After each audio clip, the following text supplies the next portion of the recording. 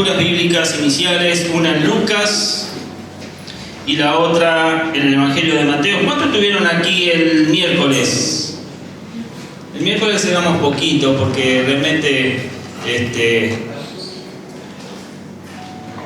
hay gente que quiere venir, pero a veces la salud no se lo permite.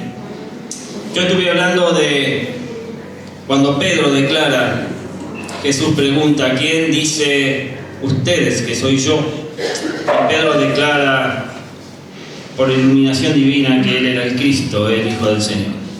Hoy vamos a continuar un poquito más adelante con lo que escuchamos el miércoles. Lucas 9, 21 al 26 y Mateo 16, del 21 al 28. Lucas 9 dice: Jesús ordenó terminantemente que no dijeran esto a nadie. Y les dijo: el Hijo del Hombre tiene que sufrir muchas cosas y ser rechazado por los líderes religiosos, los jefes de los sacerdotes y los maestros de la ley. Es necesario que lo maten y que resucite al tercer día.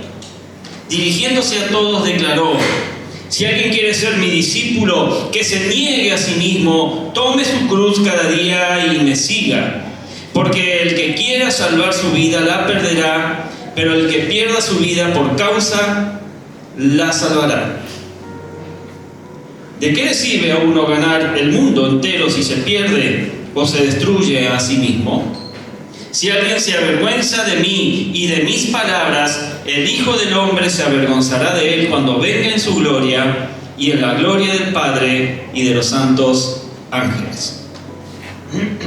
Vamos a la lectura de Mateo 16, 21 a 28, en donde leemos: desde entonces comenzó Jesús a advertir a sus discípulos que tenían que ir a Jerusalén y sufrir muchas cosas a manos de los líderes religiosos, de los jefes, de los sacerdotes y de los maestros de la ley. También que era necesario que lo mataran y que al tercer día resucitara. Pedro lo llevó aparte y comenzó a reprenderlo: de ninguna manera, Señor, esto no te sucederá jamás. Jesús se volvió y dijo a Pedro: aléjate de mí, Satanás. ¿Quieres hacerme tropezar? No piensas en las cosas de Dios, sino en las de los hombres. Luego Jesús dijo a sus discípulos: si alguien quiere ser mi discípulo, que se niegue a sí mismo, tome su cruz y me siga. Porque el que quiera salvar su vida la perderá, pero el que pierda su vida por mi causa la encontrará. ¿De qué le sirve a uno ganar el mundo entero si se pierde la vida? ¿O qué se puede dar a cambio de la vida? Porque el Hijo del Hombre ha de venir en la gloria de su Padre con sus ángeles y entonces recompensará a cada persona según lo que haya hecho. Les aseguro que algunos de los de aquí presentes no sufrirán la muerte sin antes haber visto al Hijo del Hombre llegar en su reino. Resulta intrigante la paradoja en las palabras de Jesús del versículo 21. Después de preguntar a sus discípulos sobre la opinión de la gente acerca de su identidad, que fue lo que hablé el miércoles, y recibir una respuesta que revelaba un notable conocimiento sobre él, Jesús les pide que mantengan silencio sobre su verdadera naturaleza. Esta orden del silencio es un tema que ha generado interés y que genera debate sobre cuál era el propósito de Jesús detrás de esta prohibición. Y la respuesta se encuentra en el contexto de la anunciación de su muerte. Si Jesús hubiera permitido que la gente lo reconociera públicamente como el Mesías, habría generado una connotación política que podría haber llevado a un final prematuro de su ministerio. En ese momento, la expectativa popular, la expectativa del pueblo, era la de un Mesías libertador, de un rey que venía a liberarlos de la tiranía de Roma, un libertador que lideraría una revolución política. Esa era la expectativa popular. Ahora en Juan 6:15 dice: pero entendiendo Jesús que iban a venir para apoderarse de él y hacerle rey, volvió a retirarse al monte él solo. Sin embargo, Jesús, él sabía que su misión era diferente. Anunció su muerte 3 veces antes de que sucediera, lo que cambiaría radicalmente la percepción de la gente sobre el Mesías esperado. La muerte de Jesús no sería la de un rey conquistador político, sino la de un Mesías que iba a morir por los pecados de la humanidad, por tus pecados, por mis pecados, por los pecados de todos. Y en ese momento Jesús se sometió a la humillación y no a la aclamación, al victoreo, enfrentando una muerte cruel, enfrentando una muerte vergonzosa en la cruz del Calvario. Sin embargo, con la resurrección se abriría el camino para que todos pudieran proclamarlo públicamente como el Mesías hasta el fin de los tiempos. Y en ese contexto se nos presenta el mensaje de hoy. Ahora quiero que analicemos la trascendencia, quiero que analicemos la naturaleza de esta muerte necesaria de Jesucristo. Y aquí tenemos entonces una decisión ineludible, como dice el título. Verso 22 del capítulo 9 de Lucas dice: es necesario que lo maten y que resucite al tercer día. Esta declaración de Jesús sugiere como el Hijo del Hombre está destinado a sufrir. El término Hijo del Hombre es la forma preferida de Cristo para referirse a sí mismo. Y Lucas lo utiliza con frecuencia, este título, el Hijo del Hombre. Lo utiliza con frecuencia para describir su naturaleza humana, su naturaleza divina. Y será en esta condición, como ser humano pleno sobre la tierra, que Jesús padecerá los horrores de una muerte cruenta y violenta en la cruz. Yo no sé, mi hermano, si vos tomás dimensión de lo que es morir de la forma que murió Jesús. Pero la decisión de Cristo de enfrentar la cruz no fue casual. Formó parte de un plan divino, un plan establecido en la Trinidad antes de la creación del mundo. Padre, Hijo, Espíritu Santo deciden y establecen lo que le ha de suceder. Allí en 1 Pedro 1:20 dice: ya destinado desde antes de la fundación del mundo, pero manifestado en los postreros tiempos por amor de nosotros. La figura del Cordero de Dios sugiere un sufrimiento aún mayor. Los 3 evangelios utilizan términos que describen la naturaleza de los padecimientos que precedieron a la cruz. Ellos dicen como padecer mucho, otros escriben ser desechados por los principales sacerdotes y los escribas. Jesús enfrenta la furia, enfrenta el odio de su propio pueblo, hasta escuchar el grito: crucificale. Qué duro debe haber sido para Jesús escuchar a su pueblo decir: crucifícale. Pero fueron los romanos quienes se encargaron de aplicar toda la crueldad de la cruz sobre su cuerpo.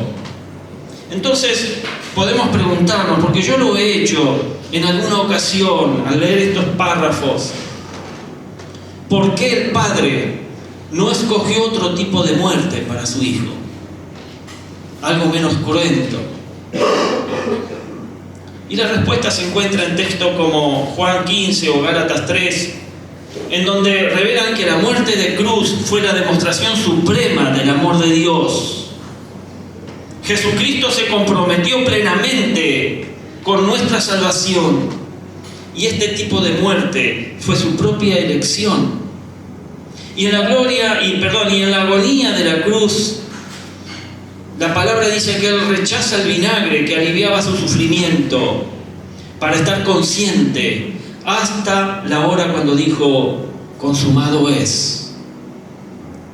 Pues la suya fue una decisión ineludible. Pero también, si leemos más adelante y seguimos con el texto, aquí tenemos una tentación inesperada. Pedro le dice allí en el verso 22, de ninguna manera, Señor, esto no te sucederá jamás. ¿Qué convicción tenía Pedro? Aunque desconocemos la reacción de los demás discípulos, porque el Evangelio no lo dice, la respuesta de Pedro ante el anuncio de la muerte de Jesús, escuchada de sus propios labios, provoca una fuerte reacción en él. Sin embargo, es importante no juzgar a Pedro con demasiada rapidez y por su deseo de proteger a Cristo, ya que no haríamos nosotros lo mismo ante una amenaza a alguien muy amado. Claro que sí.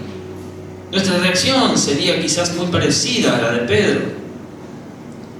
Y en esos momentos de emoción intensa, cuando actuamos más por instinto que por el espíritu, Pedro lo hizo así.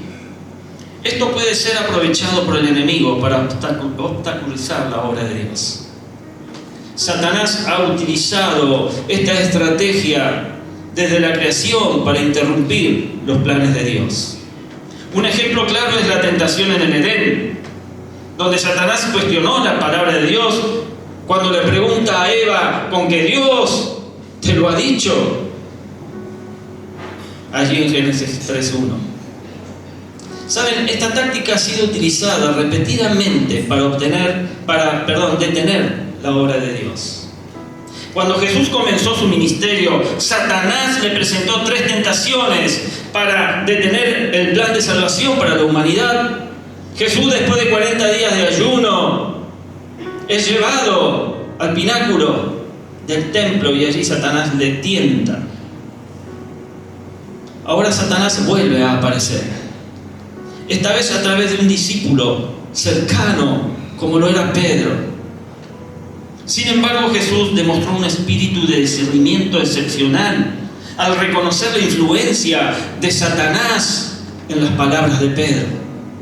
Apenas unos momentos antes, este mismo Pedro había confesado a Jesús como que era el Hijo del Dios viviente. Pero ahora Jesús lo llama Satanás, piedra de tropiezo, como si Pedro estuviera tendiéndole una trampa. Pero gloria a Dios, porque al final Satanás no pudo disuadir a Cristo de esa muerte. Y por esta intervención de Pedro no pudo hacer nada. Jesús tenía en claro, muy en claro, cuál era la voluntad del Padre en esa muerte. Pero si seguimos leyendo el texto, tenemos una demanda condicionada. Dice el verso 24, luego Jesús dijo a sus discípulos, si alguien quiere ser mi discípulo, que se niegue a sí mismo, tome su cruz y me siga.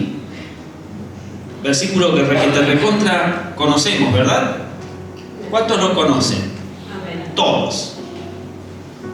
Cuando Jesús anunció su muerte, habló a sus discípulos de 3 demandas condicionales, demandas que reflejaban la manera en que Él estaba concibiendo su propia muerte y estaba cumpliendo la voluntad del Padre. ¿Qué significa esto? Bueno, negarse a sí mismo implica rechazar la imposición de nuestro yo, de nuestro ego para ser el centro de nuestra vida.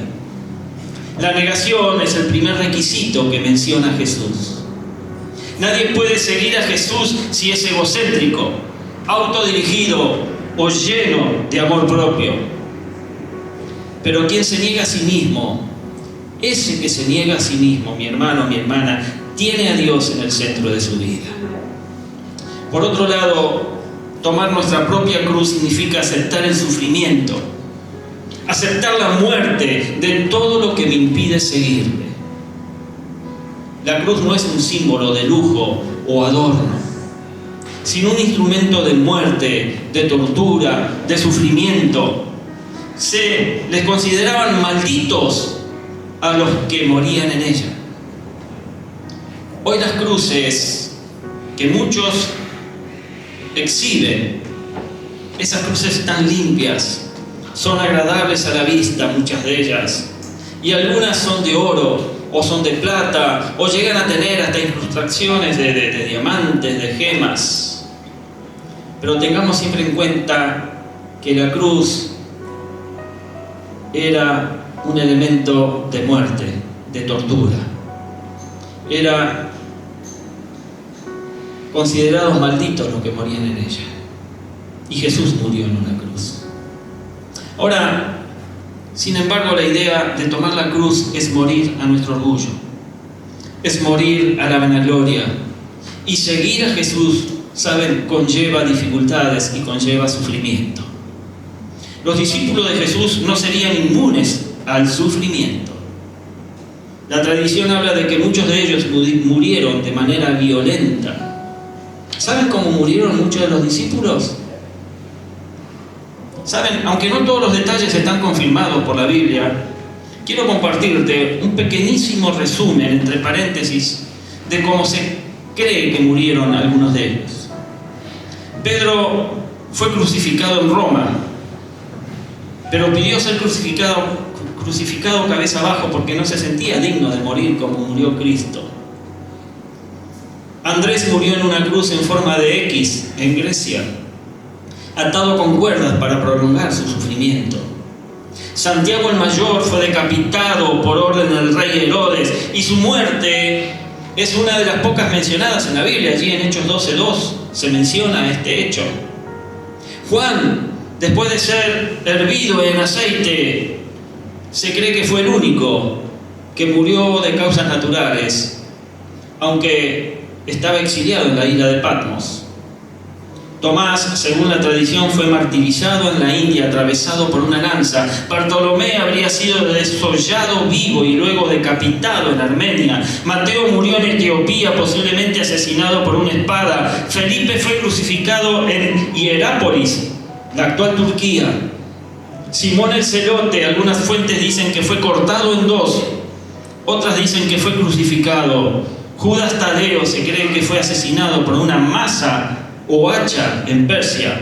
Santiago el Menor fue arrojado desde el pináculo del templo y luego golpeado hasta morir. Y por último, Judas Iscariote, como todos sabemos, tras traicionar a Jesús, se ahorcó. En la actualidad, el Evangelio a menudo se presenta de manera superficial. Hoy, mis amados, vivimos un Evangelio superficial. No tomamos en cuenta que realmente hubo gente martirizada, muerta por el Evangelio. Nosotros estamos en la gloria en este país. El Evangelio a menudo se presenta de manera superficial. Y no siempre nos negamos, y no siempre tomamos la cruz y seguimos a Cristo.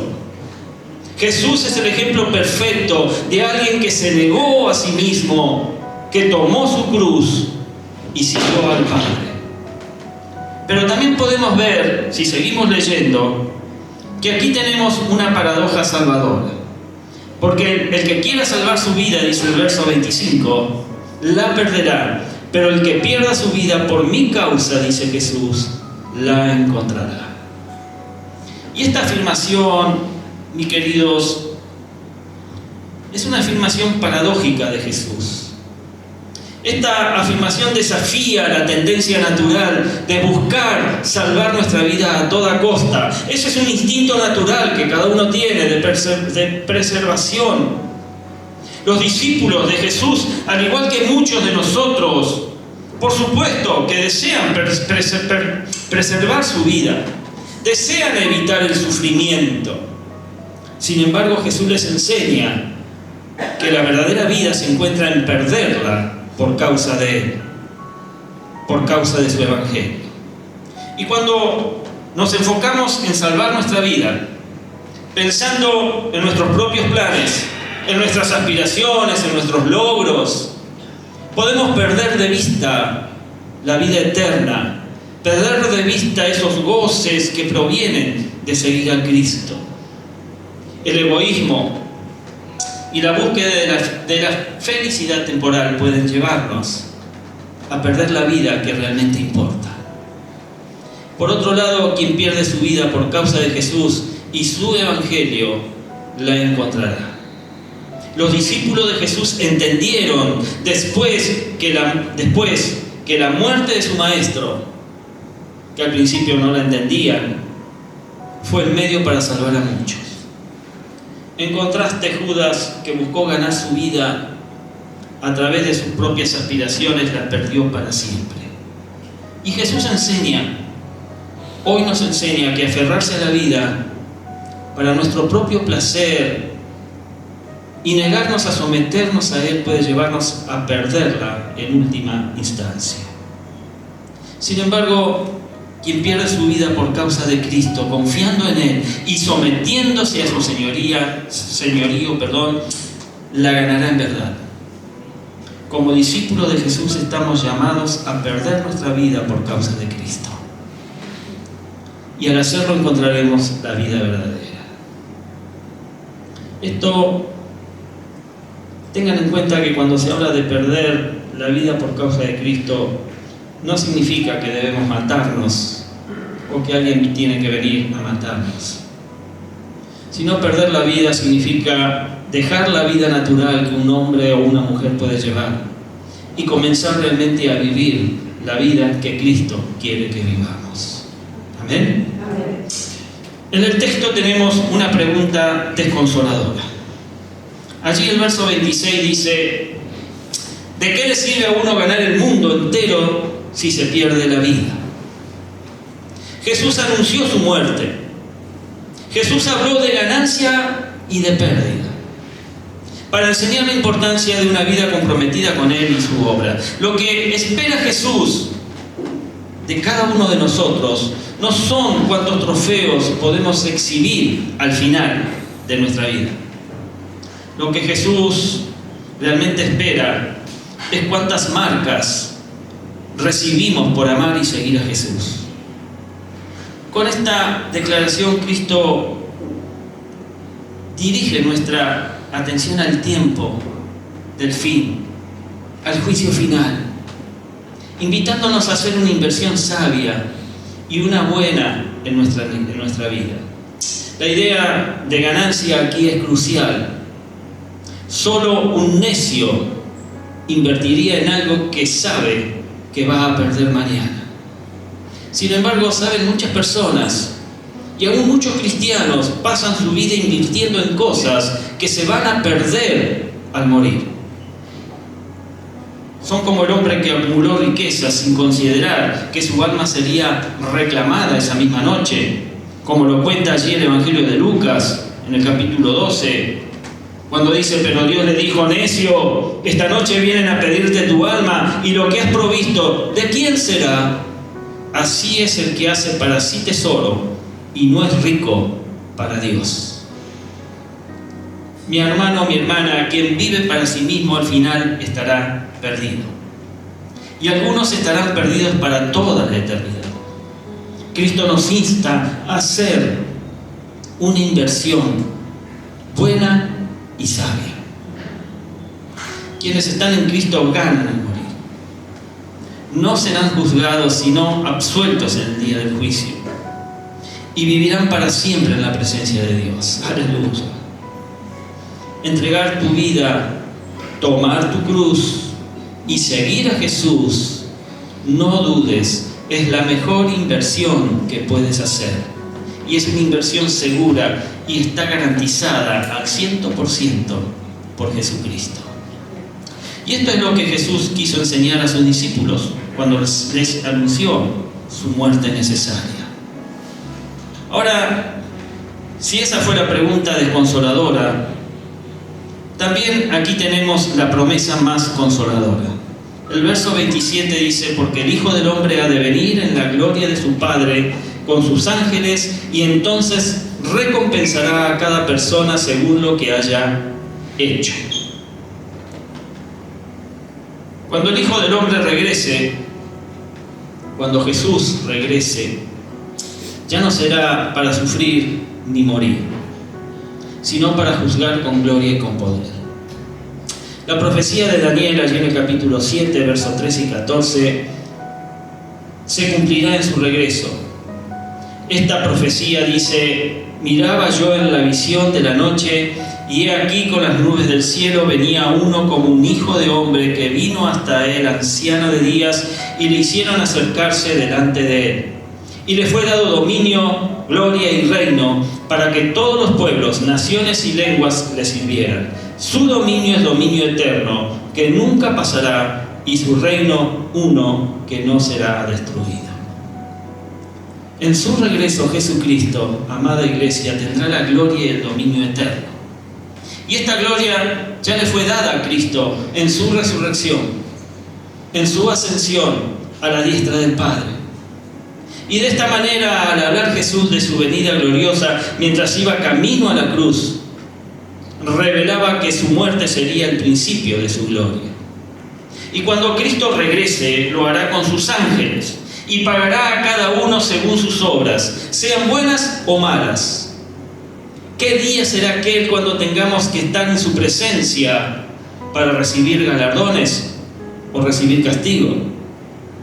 Será un día de vergüenza para algunos, como lo dice Lucas en Lucas 9:26. Si alguien se avergüenza de mí y de mis palabras, el Hijo del Hombre se avergonzará de él cuando venga en su gloria y en la gloria del Padre y de los santos ángeles.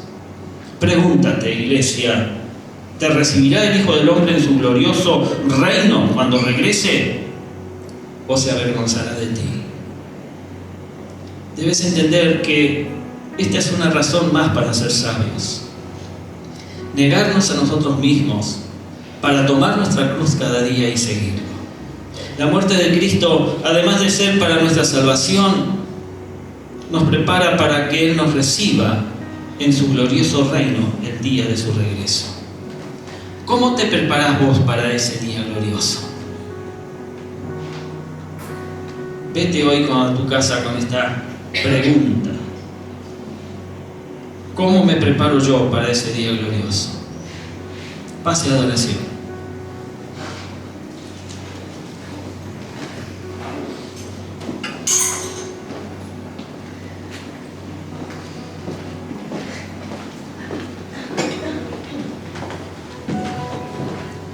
Jesús, y ya para cerrar, habló a sus discípulos sobre la necesidad de morir y seguirlo. Incluso cuando Él mismo se sometió a la voluntad del Padre y aceptó su muerte en la cruz.